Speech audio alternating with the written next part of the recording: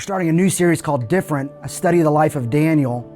And we're going to do these sermon recaps each week. That way, if you missed the message, you can still watch it and catch up and participate in small group life as they discuss this. But Daniel is a fascinating story. At a very young age, he's a teenager. Nebuchadnezzar leads his army, Babylon. They come in, they overthrow Jerusalem, and Daniel's life completely changed.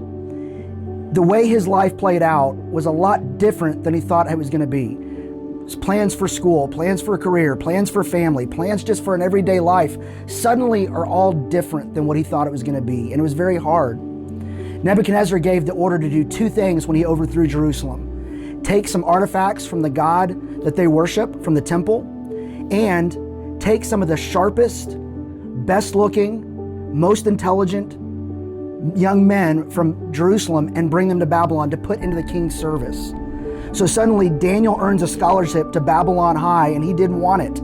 He did not want to go to Babylon University, but that's what he had to do. And it says something about the values of Babylon. What they were looking for is people that were good looking, smart, and talented, and young. And those were Babylon's values.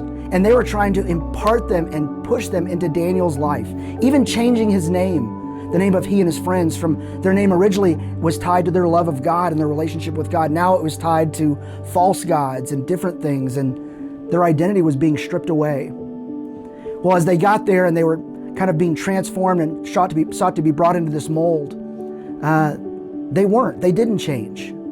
They resolved to be different. Daniel 1:8, it says, "But Daniel resolved not to defile himself," in a very specific situation. It was an advanced choice he made. Advanced decision-making is always key.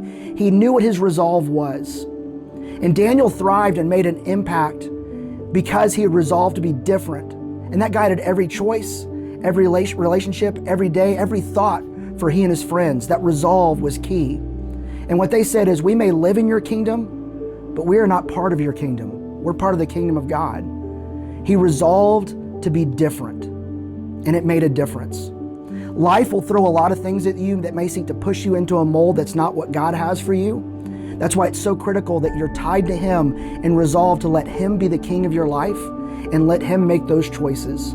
Daniel resolved to live in the kingdom of Babylon, but to live as a child of the king and as a citizen of the kingdom of God. And that's where the strength of his resolve came from. That's where the strength of your resolve will come from too. He resolved to be different, and it made a difference.